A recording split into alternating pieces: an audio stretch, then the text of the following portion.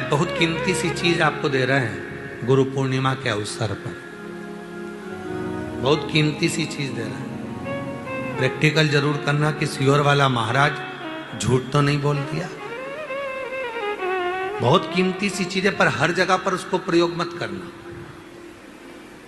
हर जगह पर उसका प्रयोग मत करना। उसका प्रयोग करना जब बहुत ज्यादा उलझन में हो, बहुत टेंशन में हो, बहुत तकलीफ में हो और तुमसे कोई भिड़ रहा है, तुम्हारे ऊपर आक्षेप कर रहा है, तुमको बहुत तकलीफ दे रहा है और उस समय पर तुम अगर कुर्सी पर बैठे हो, सोफे पर बैठे हो, सिंहासन पर बैठे हो, तो अपने पुरुष अपने सीधे पांव का और महिला अपने उल्टे पांव का अंगूठा पृथ्वी पर टिकाकर अशोक सुंदरी का स्मरण कर ले। उतनी देर में आपका जो मन का टेंशन है, चिंता है, जो सामने उलझन आकर खड़ी है, 7 से 8 मिनट लगता है, धीरे धीरे धीरे धीरे हल होना प्रारंभ हो जाता है।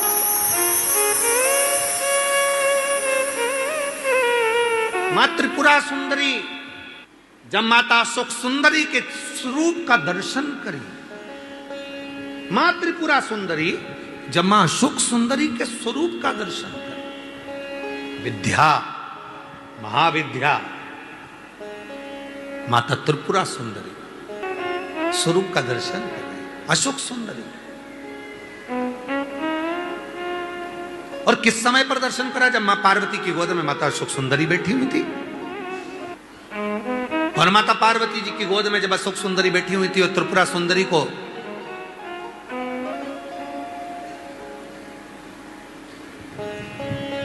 मां जगत जननी जगदम्बा अम्बा ने अब उस विद्या को स्मरण किया और माता त्रिपुरा सुंदरी ने जब अशोक सुंदरी का दर्शन किया, देखा, देखकर क्या दूं मैं इस मातृ शक्ति की गोद में जो बैठी है उसको क्या दिया जाए?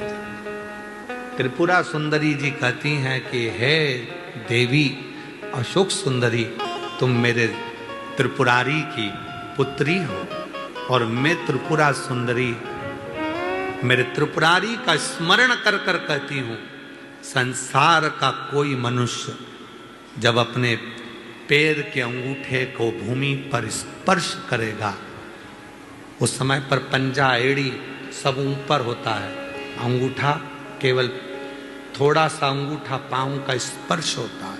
उस समय पेड़ी ऊंची, पंजा ऊपर, पांव का नीचे का जो भाग, खड़ा भाग नहीं, नीचे का भाग भूमि पर स्पर्श होता है।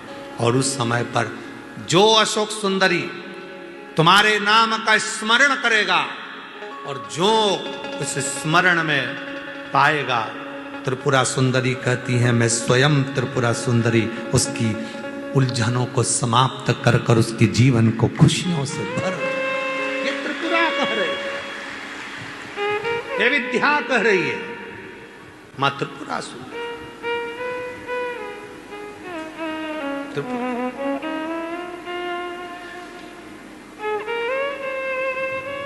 कितना कितना महाराज आप लोगों से निवेदन करें, बहुत विनय। शरीर में रोग आ गया ना, अजान दो, बीमारी, वो बहन से मिलो जिस बहन को सारे डॉक्टरों ने कैंसर कह दिया, शरीर में कैंसर फैल गया, कीमो तक लगवा लिए, डॉक्टर कहा कीमो तक लगवाए, दवाइयां ली, कीमो करवाए और कितने 7-8 कीमो करवा लिए, तब भी फिर डॉक्टर ने कह दिया 6 महीने की मेहमान है। कीमो हो गए, इलाज हो गया, वो अभी आई थी, कीमो हो गए, इलाज हो गया और फिर डॉक्टर ने कह दिया 6 महीने की मेहमान है, घर ले जाओ। घर ले गए, विचार करा, एक बार सीहोर आए, रुद्राक्ष लिया, कंकर शंकर पूजन कर ली, घर गए, लोटा भर के जल चढ़ाना प्रारंभ करा, जल पीना प्रारंभ करा, रुद्राक्ष का जल लेना प्रारंभ करा, फिर विचार करा अब एक बार दिल्ली जांच करा लेते हैं। फाइल लेकर दिल्ली पहुंच गए और दिल्ली के कैंसर हॉस्पिटल में जैसे ही फाइल दी और डॉक्टर ने जैसे ही फाइल देखा, जांच करी और जो जांच करना प्रारंभ करी, अंदर से पानी निकालकर जो जांच करना प्रारंभ करी, तो डॉक्टर ने सारी फाइल नील कर दी। शरीर में एक रत्ती का भी कैंसर नहीं है, पूरा कैंसर समाप्त है, कोई कैंसर। विश्वास। अभी हम उनसे पूछ रहे थे कि बाबा पर तुम्हारा इतना भरोसा? हाँ, आपने कहा था सुख सुंदरी वाली जगह पर हाथ लगाना और हाथ लगाकर अपने शरीर पर लगाकर श्री शिवाय नमस्तुभ्यम कहना। मैं रोज करती हूँ, प्रतिदिन करती हूँ। वो कह रही थी मेरा छोटा सा बच्चा, डॉक्टर ने 6 महीना दे दिया, मेरे बाबू को कौन संभालेगा, मेरे बच्चे को कौन संभालेगा, मेरे बेटे को कौन संभालेगा, जिसको उसका पति गोदी में रखा गया। मैं अपने अशोक सुंदरी की जगह पर हाथ रखकर कहती थी बाबा मेरे बच्चे के लिए मुझे प्राण वापिस दे दे। कौन सा कौन? महाराज वो तो आज का समय हो गया जो कई मंदिरों में भगवान शंकर के शिवलिंग को स्पर्श नहीं करने देते। कई मंदिरों में भगवान शंकर के शिवलिंग को स्पर्श नहीं करने देते।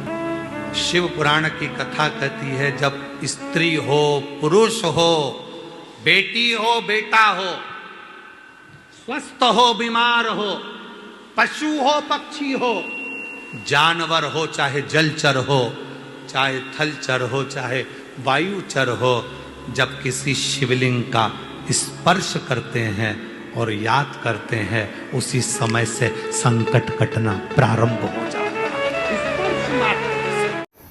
गुरु पूर्णिमा महोत्सव जो आयोजित किया गया 5 तारीख से 10 तारीख तक का ये दिव्य और भव्य आयोजन, जिसमें भगवान शिव की अविरल भक्ति को आप और हमने प्राप्त किया। आज व्यास पूर्णिमा है, गुरु पूर्णिमा है। भारत भूमि के सभी संतों को, साधुओं को, तपस्वियों को, गुरुजनों को, मठाधीश, मठाधीश, महामंडलेश्वर, जगत गुरु एवं चारों पीठ के जो संपूर्ण सनातन को जागृत कर रहे हैं, ऐसे जगत गुरु शंकराचार्यों के चरणों में एवं सभी गुरुजनों को, विप्रजनों को, ब्राह्मण जनों को इस व्यासपीठ से दंडवत प्रणाम कर कर सभी गुरुओं के चरणों को नमन करता हूँ। सबके चरणों को प्रणाम करता हूँ। गुरु जीवन का वो सार है जो आपको और हमको मंजिल तक पहुंचा देता है। माता रूपी गुरु आपको बड़ा कर कर सोचने समझने की शक्ति प्रदान करता है। पिता रूपी गुरु आपका हाथ पकड़कर आपको व्यापार करना, व्यवहार करना ये पिता सिखा देता है। शिक्षक अच्छा शिक्षण देकर, पढ़ाकर आपको विद्वान बना देता है। और चौथे नंबर पर है सदगुरु, जो गुरु दीक्षा देकर भगवान देवाधिदेव महादेव से मिला देता है। वो शिव है, आदि गुरु है, आदि योगी है, जगत गुरु है, जिन्होंने संपूर्ण ब्रह्मांड में, संपूर्ण विश्व में शिष्य और गुरु की परिभाषा को सामने लाया। एक श्रेष्ठ वक्ता देवाधिदेव महादेव और एक श्रेष्ठ श्रोता भी देवाधिदेव महादेव। वक्ता भी शिव है, श्रोता भी शिव है। अमरनाथ जी की गुफा में जब भगवान शिव माँ जगत जननी अम्बा पार्वती जी को ज्ञान उपदेश देते हैं, तब पार्वती जी भी शिव जी को अपना गुरु मानकर उस ज्ञान को लेती हैं। जो अमर ज्ञान था, उस ज्ञान को लेकर माँ जगदम्बा भी अमर हो जाती है, जगत जननी भी अमर। हमने कथा के 5 दिन की कथा में तृतीय दिवस में कहा था कि घर में जो बुजुर्ग हैं, बड़े हैं, घर में पति है, घर में कोई वृद्ध अवस्थावान है जिसने अपनी पूरी जिंदगी संघर्ष के साथ आगे बढ़ने में निकाली, वो भी आपका गुरु है। वो भी आपका गुरु। जिस शिक्षक ने आपको स्कूल में पढ़ाया, जिस शिक्षक ने आपकी कलम को चलाना सिखाया, वो शिक्षक भी एक बहुत बड़ी भूमिका गुरु की रखता है। एक माता पिता गुरु, शिक्षक और गुरु, ये जिंदगी के वो पहल हैं जहां आप इनकी छत्र छाया में अपने जीवन को आगे बढ़ा सकते हैं।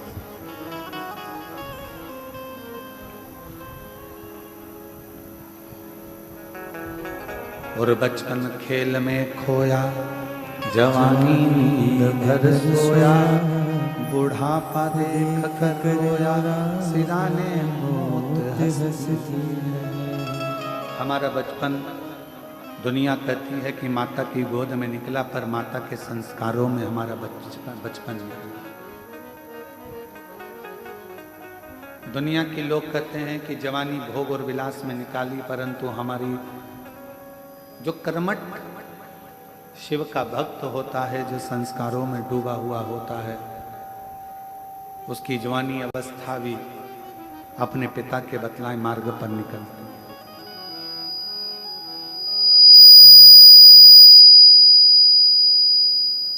और एक अच्छा शिक्षक आपकी जिंदगी में मिल जाए तो वह आपके सारे मार्गों को विद्या के माध्यम से खोल देता है।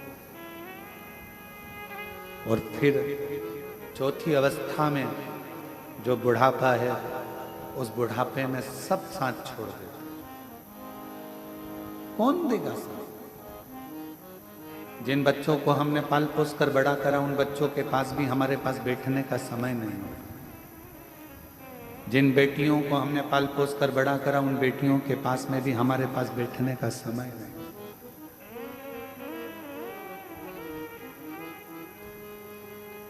लोग अपने अपने घरों में अपनी अपनी पत्नी से, अपने परिवार से, कुटुंब से फोन पर बात करेंगे, पर बुजुर्ग से बात करने वाला कोई नहीं।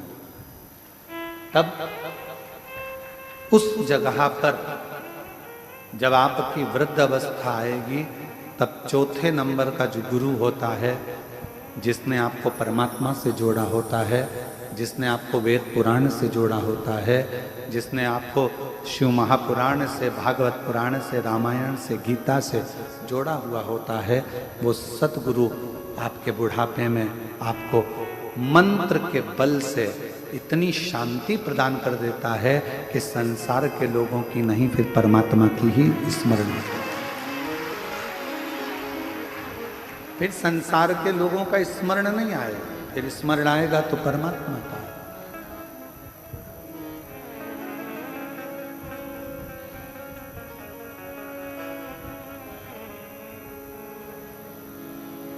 कोई स्मरण कराए, एक अवस्था के अनुसार परमात्मा की भक्ति को धारण करवाने के लिए गुरु का पद बहुत जरूरी है।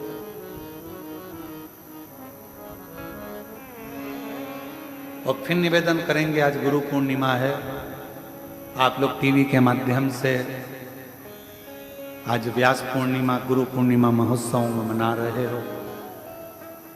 मान लो तुम्हारा भी कोई गुरु नहीं है ना, तो आज ही एक निर्णय करना और अपने घर में या शिवालय नज़दीक में मंदिर हो, वहाँ थोड़ा सा जल चढ़ाकर श्री शिवाय नमस्तुभ्यम बोलकर शंकर जी को अपना गुरु बना लेना।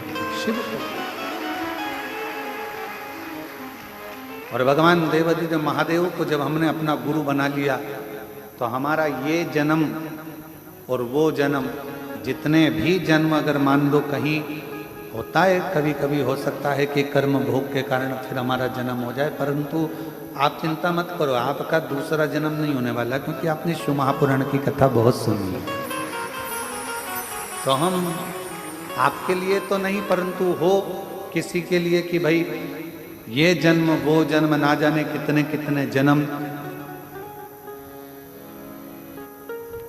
जो इस मृत्यु लोक में आप और हमको मिले। जब ये जन्म और वो जन्म मृत्यु लोक में जितने जितने जन्म आपको और हमको मिले हैं, उन सारे जन्म और भी अगर कोई मिलेंगे तो ये निश्चित है, अगर एक बार देव अधिदेव महादेव आपका गुरु बन गया तो किसी जन्म में तुम्हें भटकना नहीं। और मैंने तेरे ही भरोसे बाबा, तेरे ही भरोसे हवा विच उड़ती जावांगी बाबा, डोर तो छड़ी ना में कटी जावांगी।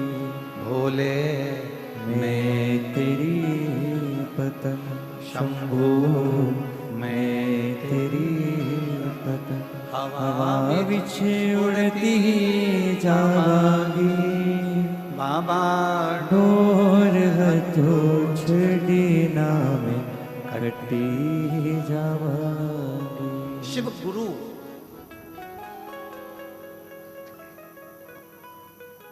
वर्ष में केवल एक ही दिन होता होगा। हाँ, और जगह पर हम नहीं कह सकते कि और गुरु मंत्र पूरे साल मिलते हैं, अन्य जगह पर दिए जाते हैं और भी गुरुजन वर्ष भर गुरु मंत्र देते हैं। पर कुबेरेश्वर धाम पर तो केवल एक ही दिन, केवल गुरु पूर्णिमा के दिन ही गुरु दीक्षा और शिव दीक्षा देते हैं। केवल एक दिन। और शायद केवल एक ही दिन ऐसा होता होगा, शिव दीक्षा गुरु दीक्षा का दिन, जिस दिन आप लोग अपने हाथ से हमारे हाथ में श्रीफल देते होंगे और वो श्रीफल हमें देते। नहीं तो केवल एक गेहूं का दाना और श्रीफल आज के दिन हम आप लोगों से हाथ में झेल लेते, क्योंकि आज गुरु पूर्णिमा है, व्यास पूर्णिमा। बाकी का पूरा साल, पूरे वर्ष में ऐसा कोई दिन नहीं होगा जिस दिन हम आपसे हाथ में कुछ झेलते हो। केवल एक आज का दिन, गुरु पूर्णिमा। क्यों? क्योंकि उस दिन केवल श्रीफल या गेहूं का दाना देने के लिए कुबेरेश्वर धाम पर भक्त नहीं आता। उस दिन अपने भीतर के विकारों को मिटाने के लिए, अपना अहंकार, अपनी अभिमत्ता, अपना व्यसन, अपनी गलत आदतें, जब हम गुरु के हाथ में श्रीफल अन्न देते हैं तब हम अपनी पूरी गलतियों को गुरु के चरणों में छोड़ देते हैं। गुरु के चरण। इसलिए वर्ष भर में आप लोग जो लाखों की संख्या में आए हो, इतनी भीड़ जो हो रही है कुबेरेश्वर धाम पर, इतना भक्तों का सैलाब अगर कहीं देखने को मिलता है, शायद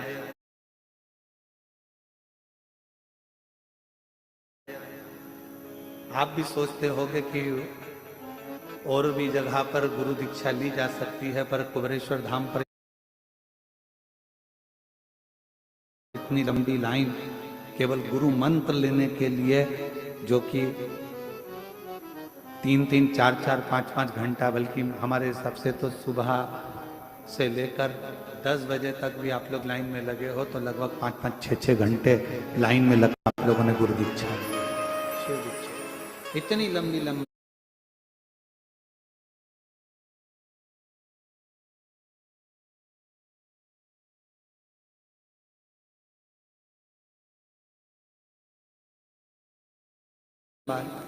लोगों ने इंतजार किया।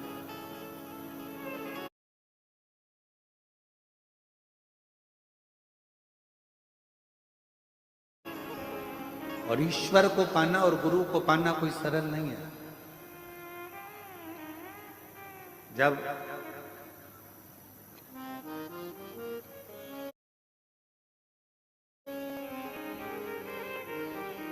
नामदेव जी महाराज गुरु दीक्षा लेने के लिए गए,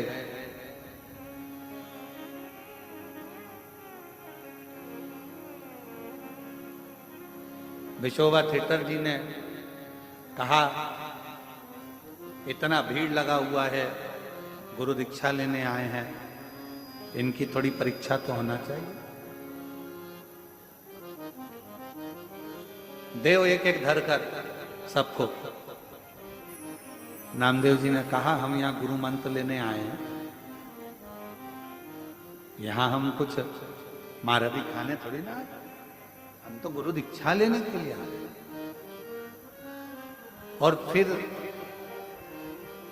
अंत में विशोबा थिएटर जी ने कहा एक काम करो कि सबको अंदर बुलाओ, जिसने धक्का खा लिया, जिसने मार खा ली। और नामदेव जी बाहर खड़े हुए थे तो विशोबा थिएटर जी ने बुलाकर पूछा, नामदेव क्या बात है? मैं गुरु मंत्र लेने के लिए आया था, पर इतना धक्का खाना, इतना परेशान होना, इतना कष्ट झेलना।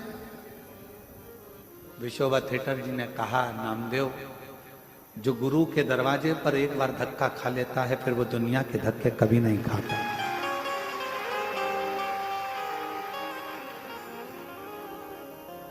एक बार गुरु जिसको तपा लेता है, गुरु का दरवाजा अगर कोई पहुंचा और अरे हमको जल्दी जाना है, हमको ये करना है, और मालूम पड़े देरी में देरी, धक्का, लाइन लगी है, बहुत इंतजार हो रहा है, अब मंत्र मिलेगा, गुरु चरण का दर्शन मिलेगा, गुरु पाठ का दर्शन मिलेगा, कुछ और इंतजार करते रहे। फिर भीड़ भड़का धक्का। जिसने गुरु के सम्मुख में, गुरु के दरवाजे का, गुरु द्वारे का एक बार गुरु के दरवाजे का धक्का खा लिया, फिर उसे संसार में कोई पैदा नहीं हुआ जो धक्का दे दे, क्योंकि गुरु के दरवाजे से मजबूत।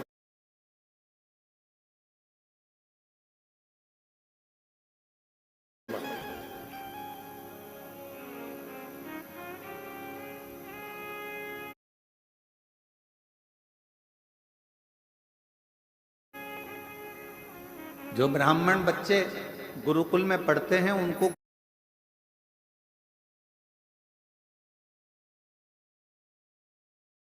गुरुकुल में जाने पर कपड़े खुद धोइए, बर्तन मांजिए, भोजन बनाइए,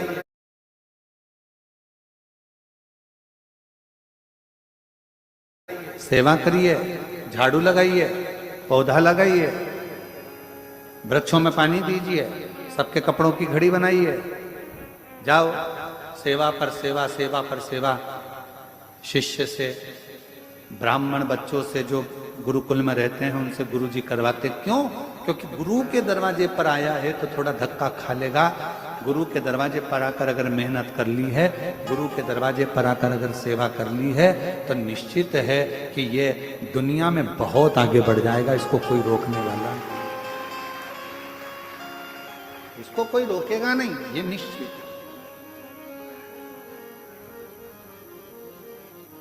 और गुरु ऐसी चलाओ मेरी कार, जहाँ में बैठा हो शिव सरकार। भोले सी मेरे बाबा, हे गुरु, इस जीवन में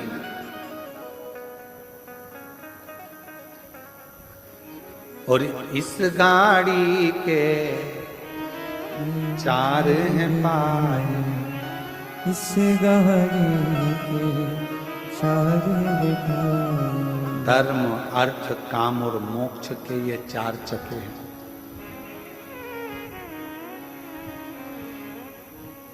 और एक बात और स्मरण में रखो, गुरु को समझना और गुरु को परखना दोनों बड़ा भारी है।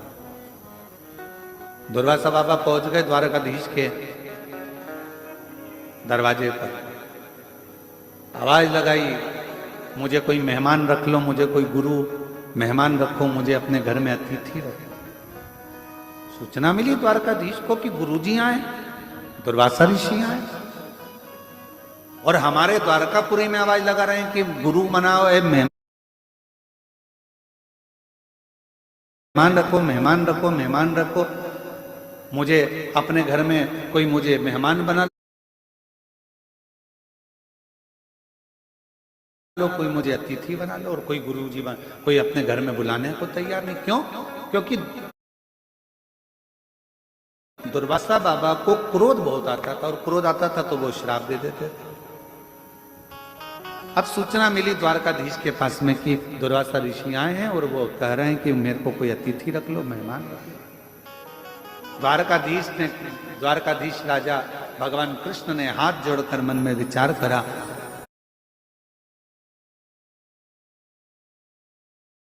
अपनी नगरी में गुरु आया, श्राप देगा तो भी स्वीकार होगा।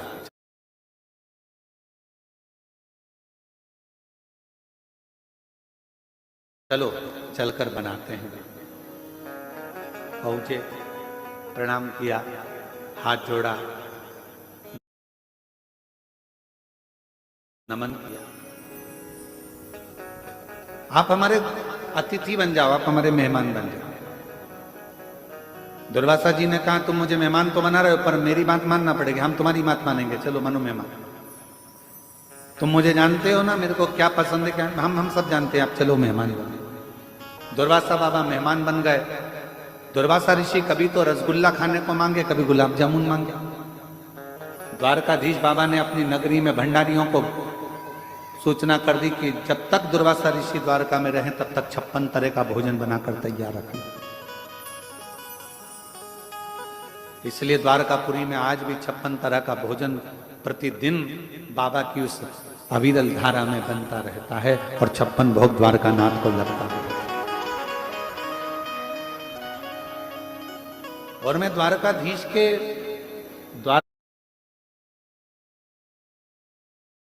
द्वारकाधीश पुरी के सभी विद्वत ब्राह्मणों के पावन चरणों को नमन करता हूं,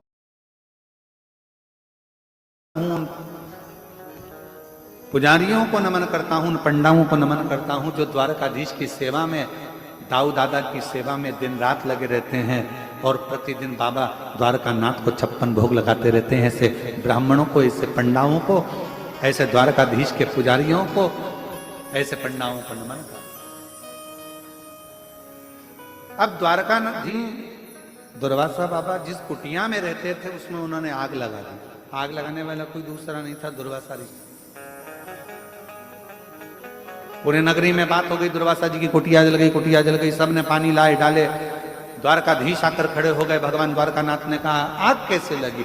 सब आग बुझाने में लगे थे। दुर्वासा ऋषि पीछे से आके थपथपाकर पीठ को बोले मैंने लगाई। द्वारकानाथ बोले आपके घर में आपने ही आग लगा दी? तो कहा मेरी मर्जी, मैं तो मेहमान हूं, आग भी लगा सकता हूं। द्वारकानाथ ने सोचा ठीक है, जो हरी अच्छा। अब उधर तो झुपड़िया जल रही थी और द्वारकानाथ से दुर्वासा ऋषि ने कह दिया कि मुझे खीर खाना है, अब्बी की अब्बी बोली।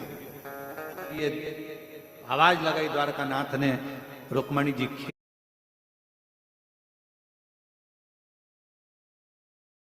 लेकर आई। रुक्मणी जी ने खीर द्वारकानाथ को दी, द्वारकानाथ ने खीर दुर्वासा ऋषि को दी।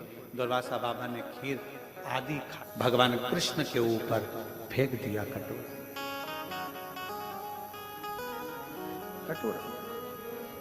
और जो खीर का कटोरा द्वारकानाथ के ऊपर दिया, देते से ही कहा कि इस खीर को पूरे शरीर पर लगा लो।